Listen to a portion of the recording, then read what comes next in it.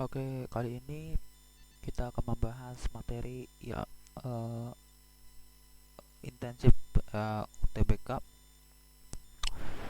di mana di sini kita akan berfokus kepada materi ujian mandiri SIMAK UI, yang dimana ujian ini begitu menarik ya, soal-soalnya gitu ya, menarik. So kita akan coba soalnya di sini.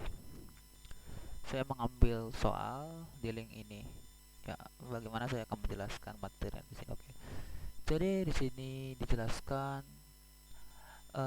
menunjukkan benda-benda bermuatan positif. Di sini artinya ada bermuatan positif Q, kolom ya, di mana positif di sini, di mana di sini diketahui bahwa massa daripada muatan itu sebesar m kilogram. Artinya di sini itu dibuat dalam bentuk persamaan ya, karena di sini tidak dalam bentuk konstanta. Selanjutnya diikat ya dengan tali isolator dengan panjang r meter. Uh, so masanya diabaikan pada sebuah tiang. Masa daripada apa namanya ini tali ini diabaikan. Jadi di sini kita lihat gambar ini, itu lihat di atas kita menganggap bahwa ini titik ini itu adalah tiang. Oke. Selanjutnya benda ini berputar dengan kecepatan v meter per sekon dengan medan magnet B Tesla.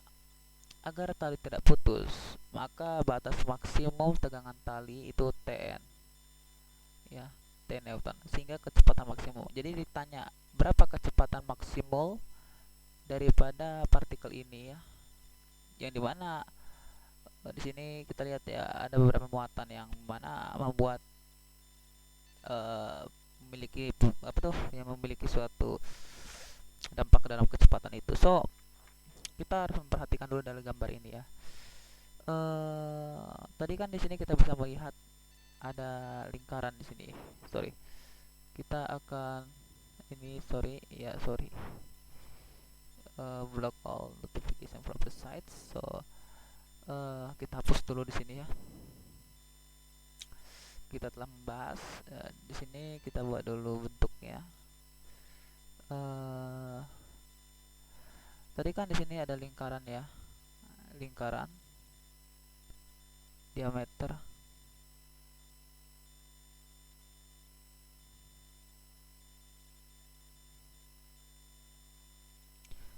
di sini di pusat sini kita itu diibaratkan sini ada tali yang tak bermassa ya, di mana sebesar r, di mana di sini ada positif ya, di mana ini dalam kecepatan v. Tentu di sini akan terjadi tegangan tali, ini muatan Q, dan ada gaya di sini ya, ke situ ya. So kita lihat dalam gaya Lorentz di sini, kita meninjau dalam gaya Lorentz bahwa jika ini masuk ke dalam bidang, so kita lihat di sini bahwa disinilah arus listriknya dan disinilah gayanya, atau kita bisa melihat dalam apa namanya itu, kaidah tangan kanan ya. So kita bisa lihat situ ya, bahwa muatan Q ini bergerak melingkar ke dalam medan magnet B. Maka muatan ini akan mendapat dua gaya. Apa aja dua gaya itu? Yaitu gaya tali yang dimana menuju ke dalam pusat ini, lingkaran ini, dan gaya Lorentz yang menjauhi daripada pusat lingkaran. Jadi kita bisa melihat di sini ada gaya tegangan dan gaya tali ya, di mana yang berpengaruh di situ kita lihat ya. So maka kita akan memenuhi persamaan dari Newton, di mana persamaan Newton didefinisikan sebagai ini ke dalam bentuk apa namanya, sentripetal ya, atau sigma F. Ini kan sentripetal. Kalau misalkan ini melingkar, itu kita hubungkan dengan bentuk persamaan sentripetal. So kita akan masuk ke dalam sigma F adalah m v square dibagi r. Sigma F di sini yang berpengaruh adalah dua gaya. Kita menganggap bahwa yang mendekati pusat itu positif. So kita dapatkan tegangan dikurangi gaya Lorentz adalah m dikali v square dibagi r. Kita tahu bahwa nilai Fl itu dalam suatu induksi adalah ini, gaya Lorentz itu adalah QVV atau BQV. So ini kita harus tahu dulu persamaan dasarnya. So kita sudah masukkan, kita bisa substitusikan T kurang BQV adalah mv kuadrat dibagi r, kan begitu. So di sini kita akan kalikan kedua ruas dengan apa? Kita kalikan dengan 4mr. So kalau misalkan kita mengalihkan kedua ruas dengan 4mr, so kita dapatkan 4mrt dikurangi 4m v bqr adalah 4m square v square. Selanjutnya kita memindahkan ruas agar kita mendapatkan 4mrt. So kita dapatkan 4mrt adalah 4m kuadrat v kuadrat ditambah 4mv qvr. Kita melihat di sini bahwa nilai yang penting di sini bahwa 4a square ditambah 4ab itu kita definisikan sebagai ini, yaitu 2a tambah b square dikurangi b square. Ini notasi dalam matematika ya. Kalau misalkan ada 4a square tambah 4ab, maka kita bisa, maka ini kita bisa ubah bentuk ke dalam bentuk itu. Jadi kita dapatkan jadi 4mrt adalah 2, kita pecah, 2mv ditambah bqr square dikurangi bqr square. Nah, jadi kita mau mendapatkan ini, jadi kita pindah ruas. Jadi kalau kita pindah ruas kita dapatkan jadi 2mv tambah bqr square adalah 4mrt ditambah qbr square. Selanjutnya ini kita akan melakukan suatu akar kuadrat. Kita akan melakukan suatu akar kuadrat. So kita akan mendapatkan persamaan 2mv ditambah bqr is root 4mrt plus bqr square ya. Jadi kita bisa melakukan pindah ruas bqr ini, jadi kita dapatkan 2mv. So kita dapatkan akar 4mrt tambah bqr square dikurangi bqr ya. Selanjutnya kita bisa buat di sini dalam bentuk, kita buat kecil aja lah ya. Kita bisa melakukan suatu pemecahan, itu bqr dibagi 2m adalah akar 4mrt ditambah qbr square dibagi dengan qbr dikurangi 1. Atau kita bisa proses menjadi view-nya adalah qbr 2m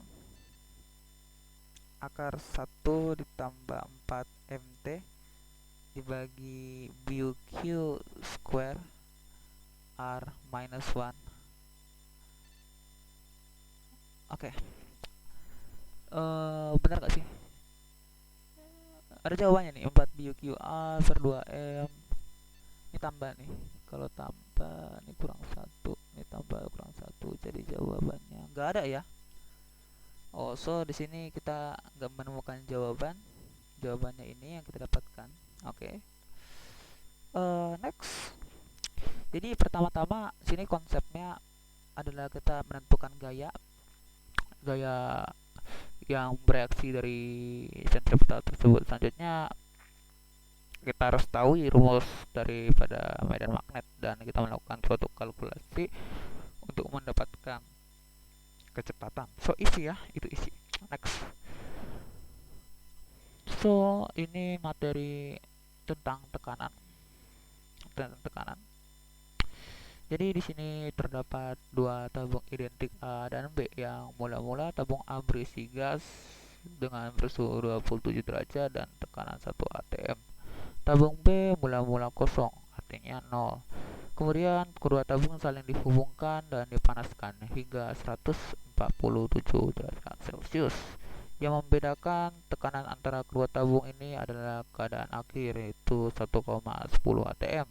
Maka ditanya tekanan pada tabung B pada kondisi akhir. So, di sini kalau kita di sini harus mengetahui konsep pertama-tama daripada tekanan ya. Tentunya ini berkaitan dengan suatu isotermal atau bentuk, bukan isotermal, bentuk daripada tekanan dalam volume ya, atau ada kaitan dengan termodinamika bisa, tapi ini lebih ke arah dalam tekanan. So atau ke dalam bentuk gas ideal, bukan termodinamika, sorry. So di sini kita harus tahu dulu ya, uh, buat hal yang diketahui dulu dari tabung A. Kita tahu bahwa dalam tabung A diketahui bahwa suhu A itu adalah 27 derajat Celcius. Ya dikatakan di sini 27 derajat Celcius. So kalau kita ubah ke dalam Kelvin, maka kita dapatkan tambah 273 atau 273 ditambah 27. So you can get answer about this temperature A is 300 Kelvin. Oke. Okay? So after that kamu bisa lihat tekanan PA. PA di sini adalah tekanan awal dari A, yaitu 1 atmosfer, di mana 1 atmosfer dibilang dari 10 pangkat 5, di mana 10 pangkat 5 Pascal.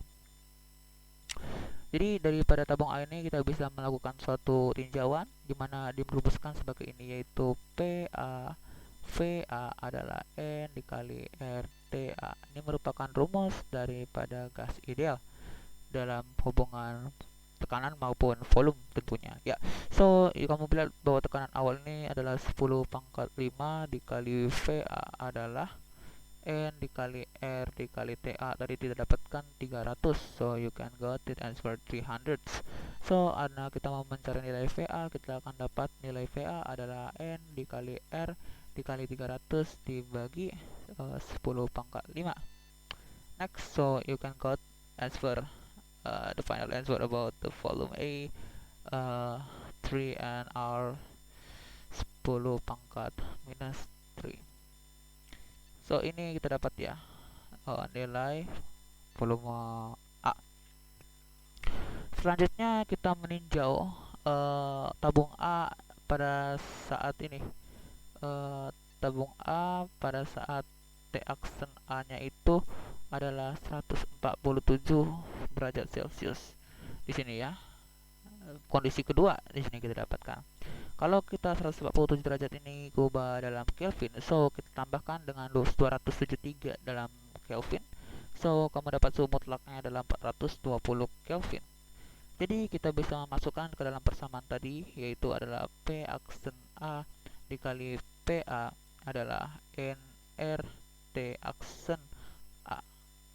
Kita masukkan P aksen A, substitusikan 3N R dikali 10 pangkat minus 3 adalah N kali R dikali 420.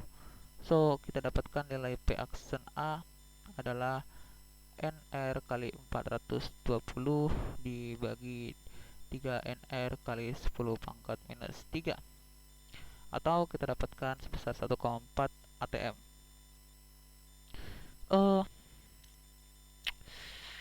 Ini merupakan tekanan sesudah atau tekanan sesudah daripada A. Selanjutnya kita akan melakukan suatu analisa daripada suatu beda tekanan A dan tabung B, dimana kita lihat bahwa tabung A dan tabung B pada suhu T aksen A itu adalah 147 derajat Celcius. Kalau kita ubah jadi 420 Kelvin. So kita dapat sini delta P aksen itu adalah perubahan daripada volume tekanan, atau P aksen B dikurangi P aksen A. Kita dapatkan delta P aksen ini 1,1. Ini kita dapatkan P aksen B dikurangi 1,4 berdasarkan diagram. Maka kita dapatkan tekanan akhir daripada B itu adalah apa? Pindah ruas dari 2,5 atmosfer atm ya, isi. Jadi benar ya jawabannya 2,5. Oke, next. Nah, di sini adalah fenomena efek fotolistrik. So di sini ada kita baca dalam fenomena efek fotolistrik, berkas foton dengan frekuensi F menyinari suatu plat logam. Berkas elektron berenergi tinggi dan bermassa M dan bermuatan E yang dilepaskan dari permukaan logam yang bergerak melingkar dengan radius R dalam satu daerah bermedan magnet B. Jika H adalah konstanta Planck dan semua besaran dalam satuan SI, selisih frekuensi. Jadi ditanya ini adalah selisih frekuensi. Oke, langsung saja. Kita tahu bahwa elektron bermassa M dan bermuatan E ini akan bergerak melingkar dengan kecepatan v dalam medan magnet B ya. Tentunya kalau kita membahas dalam bentuk massa M dan E ini dalam bergerak melingkar. Jadi kita kalau misalnya bergerak melingkar seperti soal nomor 1 tadi, kita mendefinisikan dalam hukum Newton atau kita definisikan sigma F adalah M dikali V square dibagi R. Maka kita dapatkan ini adalah F adalah I kali mu kali V. Ya. Ini merupakan gayanya karena berkaitan. Ini medan magnet. Ini adalah kecepatan. Ini adalah muatan. So, kita bisa dapatkan substitusikan ke dalam persamaan itu sehingga kita mendapatkan I mu V adalah mv square divided r. So you can go to EV is mv r. Jadi kita dapatkan nilai V itu adalah EVR dibagi M, atau kita dapatkan V square adalah I square dikali B square dikali R square dibagi M square. So ini merupakan kecepatan awal kuadrat. Lalu selanjutnya elektron ini akan terlepas dari permukaan logam akibat apa? Akibat disinari cahaya dengan energi foton, di mana energi foton itu didefinisikan sebagai H dikali F. Ini merupakan suatu definisi daripada energi foton E. Terus kita tahu bahwa energi ambang batas itu didefinisikan sebagai E0. Oke.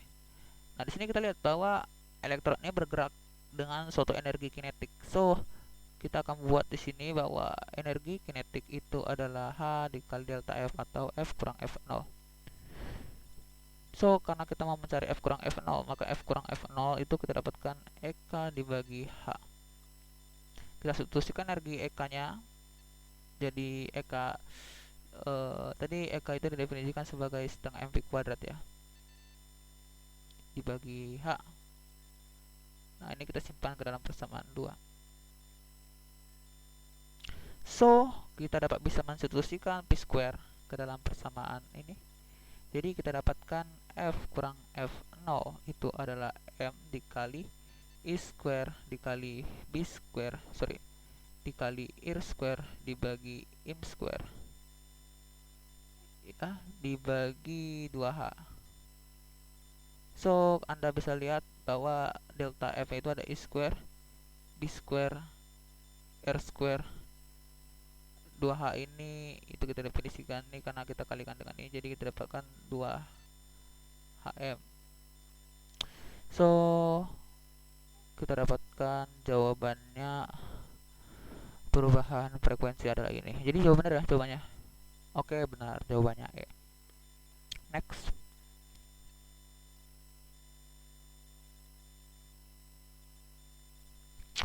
Nah, di sini ada soal.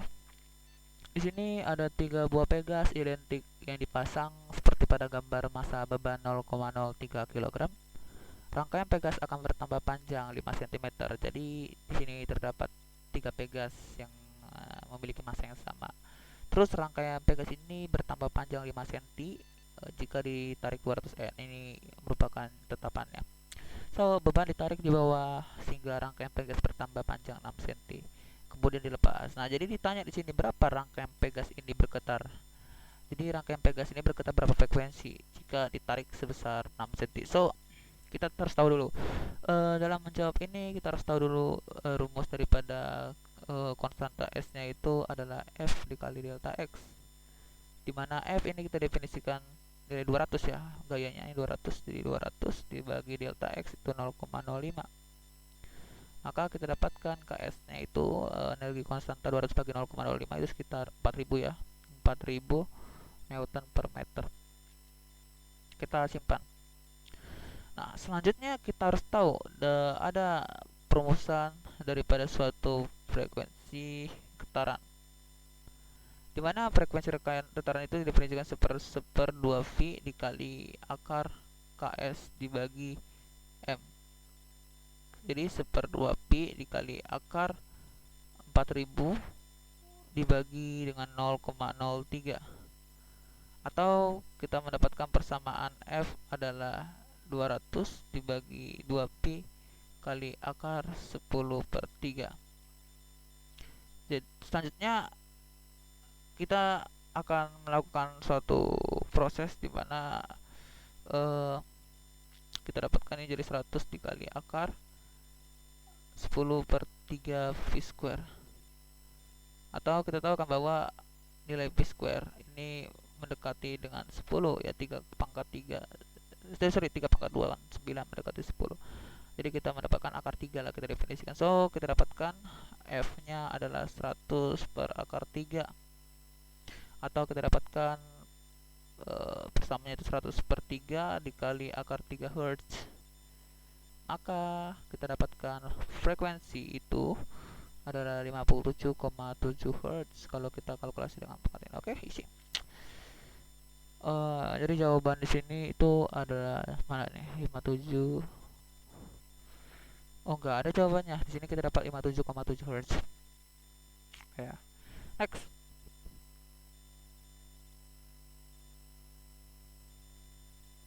Oke. Di sini ada soal, 2 buah satelit terletak pada posisi geostasioner dengan ketinggian yang sama. Satelit A memiliki 3 kali satelit B, artinya MA itu adalah 3 MB. So, jika tiba-tiba gravitasi bumi menghilang, kedua satelit akan terlepas dari orbitnya dan terus bergerak lurus dengan hukum 1 Newton. Satelit akan bergerak lebih jauh adalah, di sini diketahui dua yang sama. Jadi kita lihat dulu di sini ya. So, kita tahu bahwa kecepatan lepas landas daripada suatu gravitasi itu didefinisikan sebagai akar G kali M dibagi R tambah H. Jari-jari bumi ditambah ketinggian atau jari-jari planet tertambah ketinggian. So, kita bisa melihat di sini bahwa nilai daripada ini G ini merupakan suatu tetapan gravitasi. H ini merupakan suatu ketinggian objek dari planet ya tentunya. Nilai R ini itu didefinisikan sebagai jari-jari bumi. Nilai M ini kita definisikan sebagai massa bumi. Dan ya, di sini kita lihat. Jadi kita lihat dari persamaan ini bahwa besar kecepatan satelit ini tidak dipengaruhi daripada massa satelit itu sendiri. Kenapa? Kalau kita lihat dalam suatu soal, massa satelit A itu berbeda dengan massa satelit B. Tetapi dalam ketinggian sama, maka kita lihat bahwa kecepatan satelit A ini sama dengan kecepatan satelit B. Kalau kita lihat dari persamaannya sama, kecepatan dengan massa itu sama, sebanding gitu loh. So kita lihat bahwa kedua satelit ini terlepas dari orbitnya ini akan mengalami suatu gerak yang lurus beraturan. Jadi kita dapat menyimpulkan daripada persamaan ini apa? Jarak dan kedudukan. jarak dan kedudukan satelit itu selalu sama.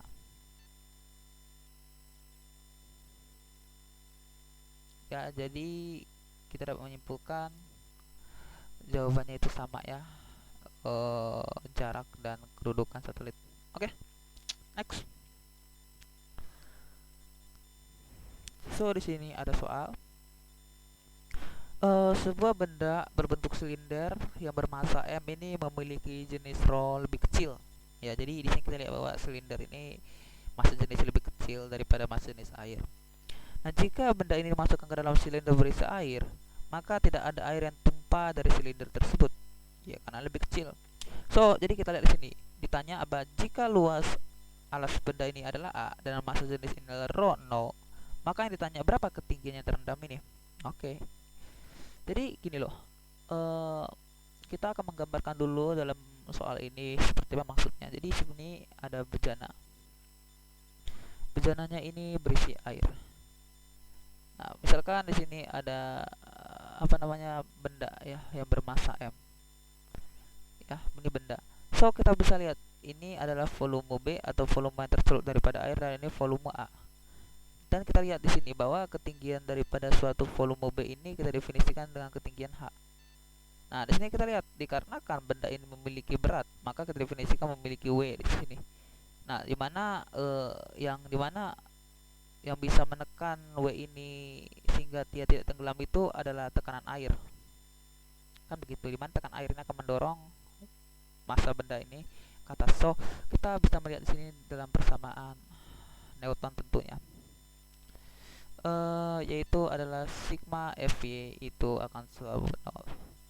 So, kita lihat daripada gaya yang bekerja di sini, kita dapatkan Fa dikurangi W ini akan kita dapat sama dengan 0, karena yang Fa ini ke atas dan kurang W itu. Kalau dalam fisika nilai ke atas positif dan yang bawah itu negatif. So, kita lihat Fa kurang W. Karena ada dua gaya bekerja di sini ya tentunya. So, karena Fa kurang W sama dengan 0, kita bisa pindah ruas ini, jadi kita dapatkan Fa itu akan sama dengan 0. Ya kan? Jadi apa Fa itu? Fa itu definisikan sebagai rho 0 G VB, dan W ini definisikan sebagai M kali G. So, karena sama, so kita mendapatkan rho 0 dikali G kali VB adalah Mg. Atau kita dapatkan rho 0 dikali VB adalah M. Atau VB ini kita definisikan sebagai H dikali A. Atau kita dapatkan rho 0 HA dikali A. Maka kalau kita mau mencari nilai ketinggian, kita akan mendapatkan nilai H-nya adalah M dibagi rho 0 dikali A. So, jawabannya apa di sini? Ya, benar ya. M bagi rho 0, jawabannya adalah E. Next.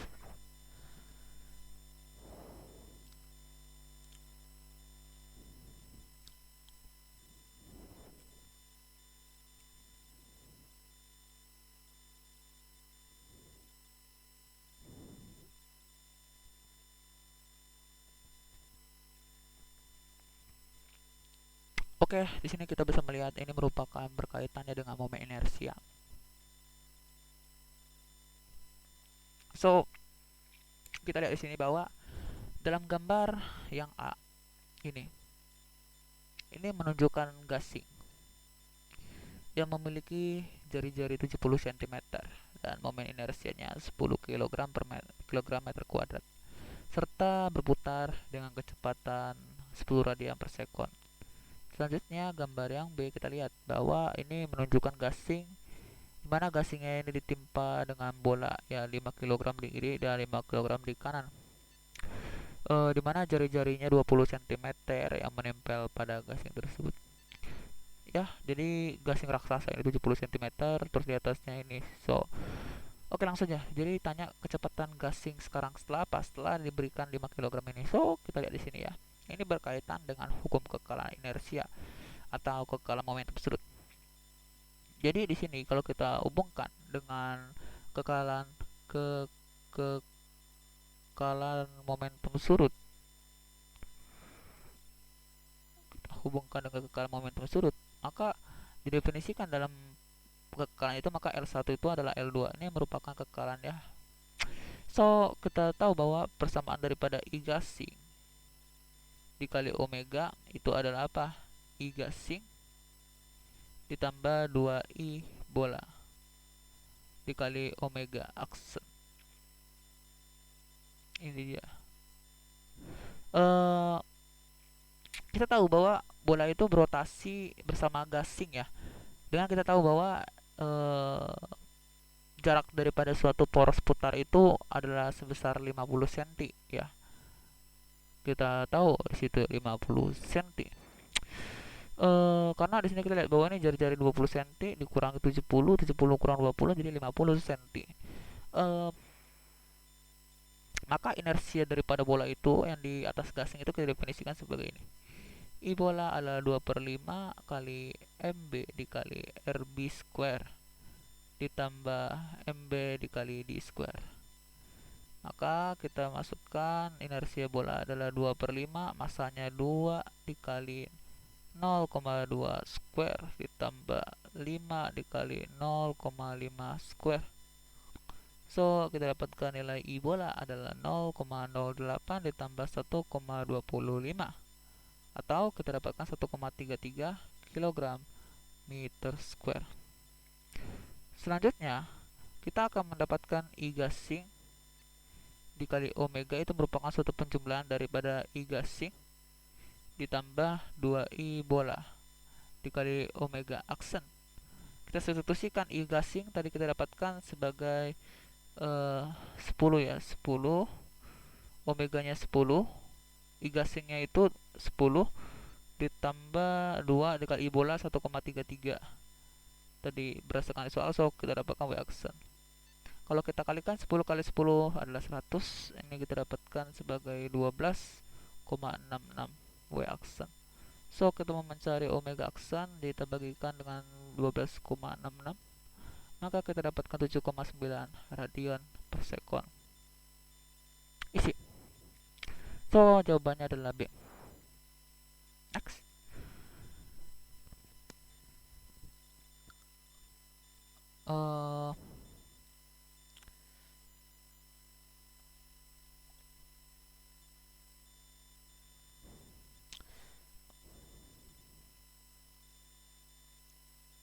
So nomor 9 ini kita akan membahas soal. Di sini ada pemanas air dengan spesifikasi 1000 watt 220 volt yang digunakan memanas air sambil mendidih sampai 15 menit mendidihnya di situ. Kalau energinya 1000 watt dan 220 volt. Jadi apabila pemanasan ini dipasang pada tegangan listrik 110 volt, jadi waktunya berapa? Kita lihat. Sebenarnya kalau kita definisikan atau kita pikirkan dalam suatu nalar, ini kan 220 volt. Nah, ini 110 volt. Artinya kalau misalkan 220 volt 15 menit, artinya kalau 110 volt itu pasti akan lebih lama daripada intinya lebih lama daripada 15 menit. Jadi tentunya kalau misalnya lebih lama dari 15 menit, A ini nggak mungkin. Jadi yang kita mungkin kita cari B, C, D. Oke. So, di sini kita harus tahu dulu dalam membahasnya adalah mengetahui rumus daripada daya listrik, di mana rumus daya listrik itu didefinisikan sebagai V square dibagi R. Nah, jadi kita dapatkan bahwa V square tadi adalah 1000 dibagi P2, di mana ini merupakan daya yang akan sama dengan 220 dibagi 110 square, atau kita dapatkan 1000 dibagi P2, kalau kita ini kan 2 jadi pangkat 2 4. Kita udah dapatkan jadi P2 ini kita akan mendapatkan sebesar 250 watt dibagi 4 ya, 1000 nya ya. Jadi daya yang kedua kita dapatkan sebesar 250 watt. Selanjutnya kita akan memasukkan ke dalam suatu kakak energi ya, dimana kita tahu bahwa energi 1 akan sama dengan E2.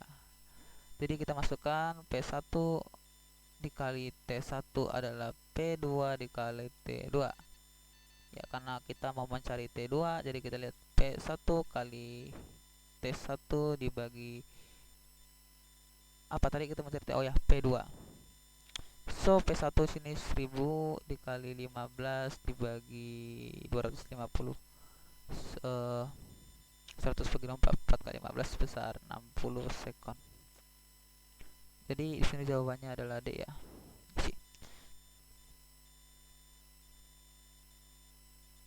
Oke, sini kita membahas mengenai soal sebab akibat. Oke. Oh, di sini ada pembahasan di sini. Ya, di sini kita lihat. eh di sini tidak semua kalor yang masuk daripada suatu sistem dipergunakan untuk melakukan kerja. Sebab apa? Sebab mesin Carnot merupakan. Jadi kita lihat di sini ya. Ini terdapat suatu mesin Carnot ya. Di mana mesin Carnot ini mengeluarkan suatu apa namanya? Usaha ya. Di mana ini Q1 masuk dan Q2 keluar. Kita lihat bahwa dari A ke B itu didefinisikan sebagai isotermis, dari B ke C itu didefinisikan adiabatis, dari C ke D isotermis, dan kembali lagi ke dalam adiabatis. Ya, jadi ada dua, yaitu apa? Isoterm dan adiabatis. Isi. Dan di mana besaran usaha didefinisikan delta Q. Nah, di sini kita lihat bahwa dari kalori yang masuk Q1 ini tidak semua dirubah menjadi usaha, tetapi sebagian ada juga dibuang ke dalam Q2. Jadi kita definisikan bahwa alasannya, pernyataannya benar dan alasannya benar. Oke. Next. Di sini ada soal sebab akibat juga. Di sini ada mobil yang awalnya memiliki kecepatan sebesar P1 sorry. Dia mengalami perlambatan dari waktu T1 sampai T2 sehingga kecepatan menjadi P2. Maka dalam peristiwa ini kerja pada mobil akan menilai negatif karena energi kinetik mobil pada saat T1 lebih besar pada saat T2. Jadi kita akan merumuskan di sini bagaimana menjelaskan daripada sebab akibat di sini. So kita lihat di sini bahwa mobil akan mengalami perlambatan kan dari P1 sampai ke P2.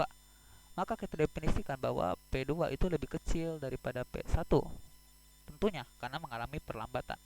Selanjutnya kita akan memasukkan ke dalam suatu besarnya usaha kerja di mana W itu didefinisikan, atau W ini kan dalam usaha atau didefinisikan ya. Maka kita dapatkan usaha itu adalah EK2 dikurangi EK1, perubahan daripada energi kinetik. So kita dapatkan setengah massa kali V dikali V2 square dikurangi V1 square. Kita lihat di sini bahwa didefinisikan bahwa nilai daripada P2 ini sangat kecil dibanding V1. Maka kalau kita lihat daripada persamaan W ini, maka besarnya usaha kerja ini akan bernilai negatif karena didefinisikan negatif dikurangi negatif, maka akan maksudnya daripada suatu bersama karena lebih kecil daripada kecepatan 2, maka kita definisikan P2 lebih kecil dari P1 ya, maka kita definisikan bahwa ini akan menghasilkan suatu usahanya bukan nol, negatif. Nah, kita tahu bahwa energi kinetik itu didefinisikan sebagai setengah mp kuadrat. Dengan P2 lebih kecil daripada P1, maka kita definisikan artinya energi kinetiknya ya daripada suatu EK1 itu pasti lebih besar daripada EK2, kan begitu. Jadi kita definisikannya bahwa pernyataannya benar dan sebabnya benar juga ya, yang dimana merupakan suatu hubungan sebab akibat. Isi. Next.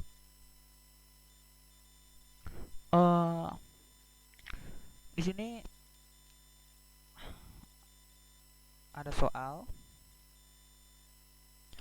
langsung saja lah. Di sini kita definisi, ada soal di sini yang ada seseorang yang tidak bermuatan, seseorang yang tidak bermuatan yang berada dalam bola berlubang besar dari logam yang bermuatan sangat besar.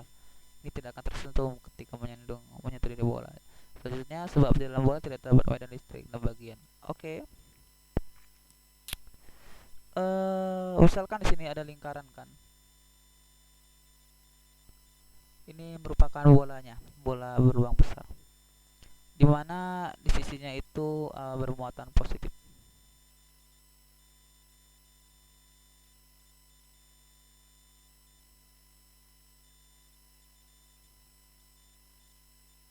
Eh kita lihat di sini ya bahwa dari titik ini sampai ke sini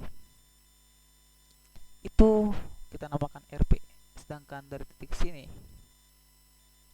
itu kita sebut RA. Sedangkan dari titik sini ke sini itu kita namakan RC.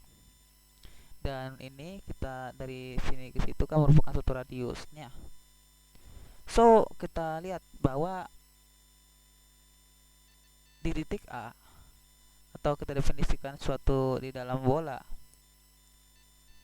Ini artinya bahwa EA-nya itu sama dengan 0. Kalau misalnya E sama dengan 0, kita dapat definisikan voltnya itu adalah KQ per R. Nah, itu untuk yang pertama, yaitu di dalam bola. So, di titik B atau di kulit bola, kita buat bahwa EB itu adalah KQR square atau VB-nya adalah KQ per R. Kita tahu bahwa VB di sini adalah VA artinya. Oke, kita simpan. Selanjutnya yang di titik C itu berada di luar bola, di mana EC di sini adalah KQ dibagi RC square, maka PC di sini adalah KQ per RC. Jadi kita lihat di sini, jika orang itu berada dalam suatu bola yang berkonduktor bermuatan, maka ketiga orang tersebut akan menyentuh dinding bola, yang dimana orang tersebut itu tidak akan tersetrum. Kenapa? Karena muatan ini gak akan mengalir ke dalam tubuh orang tersebut, karena potensial daripada yang ada di dalam dinding bola ini nilainya sama atau beda potensial ya 0. Sedangkan muatannya mengalir ini terjadi ya jika ada apa? Jika adanya beda potensial. Ini kan beda potensial 0. So, ada dimana matematikawan maupun fisikawan daripada Gauss menjelaskan dalam hukum Gauss bahwa jumlah garis gaya listrik yang menembus satu ruas permukaan atau flux listrik itu sebanding dengan jumlah muatan yang dilingkupi oleh permukaan tersebut. Jadi hukum Gauss menyatakan bahwa persamaannya sebagai ini, E kali A kali cos theta adalah sigma Q dibagi E0. Ini dia hukum Gauss. Oke, jadi kita lihat bahwa pernyataannya benar dan alasannya benar, di mana merupakan suatu hubungan sebab akibat. Berapa soal lagi? Oke, bentar lagi ya. Next. Di sini ada soal.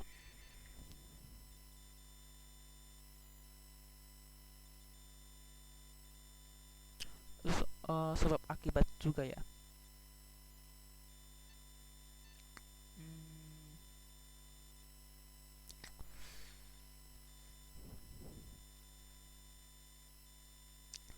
Ini aja lah. Kita membahas ini kisi-kisi. Ya udah. Di soal ini dijelaskan katanya ada kisi diffraksi 500/cm yang digunakan sebagai peralatan inframerah. Jadi sini dinyatakan ini. Oke, benar gak seperti itu? So, kita akan membuktikan soal yang pertama. Soal pernyataan yang pertama. Katanya mempunyai jarak antar celah 2 kali 10 pangkat minus 5 meter. So, kita lihat dulu. Kisi diffraksi itu kisi difraksi daripada antar celah itu definisikan sebagai D itu adalah 1/n. So kita dapatkan 500 ya, jadi 500 cm. Ini karena kali 10 pangkat minus 2, so kita dapatkan jadi 2 kali 10 pangkat, kalau kita ubah ke meternya minus 2, tapi kalau kita mau ngubah ke senti kita dapatkan 2 kali 10 pangkat minus 3 cm. So kita dapatkan 2 kali 10 pangkat minus 5 meter kalau kita ubah ke dalam meter tentunya ya. Benar nggak ya? Oke benar, jadi pertanyaan A benar. Pertanyaan kedua, besar sudut difraksi yang terjadi bergantung pada suatu panjang gelombang, apakah benar? Nah, jadi pada kisi difraksi itu didefinisikan sebagai berikut, yaitu adalah D kali sinus theta adalah N kali lambda. Jadi kalau kita mendapatkan sin theta, maka sin theta ini harus didefinisikan sebagai N kali lambda dibagi dengan D. Jadi pertanyaannya itu benar ya. So yang ketiga kita melihat bahwa di sini didefinisikan bahwa difraksi itu apakah dapat menyebabkan suatu dispersi warna. Maka disimpulkan sebenarnya kisi difraksi itu dapat bisa dilakukan suatu dispersi warna ya, dimana itu merupakan suatu sifatnya. So benar, pernyataan yang ketiga benar. Yang pertanyaan yang keempat, dapat sebenarnya kisi difraksi itu merupakan suatu polarisasi cahaya yang dimana terjadi suatu akibat pemantulan atau refleksi, pembiasan refraksi. Jadi ada sifat-sifat daripada suatu cahaya. Polarisasi itu terjadi daripada suatu beberapa akibat. Yang pertama itu adalah refleksi. Refleksi ini adalah pemantulan. Yang kedua adalah pembiasan. Yang ketiga adalah penyerapan. Yang keempat adalah penghamburan. Ini merupakan suatu polarisasi cahaya. Namun difraksi ini tidak dapat melakukan suatu polarisasi cahaya. So jadi pernyataan yang nomor 4 ini salah ya, salah. Yang benar adalah 1, 2, dan 3. Next.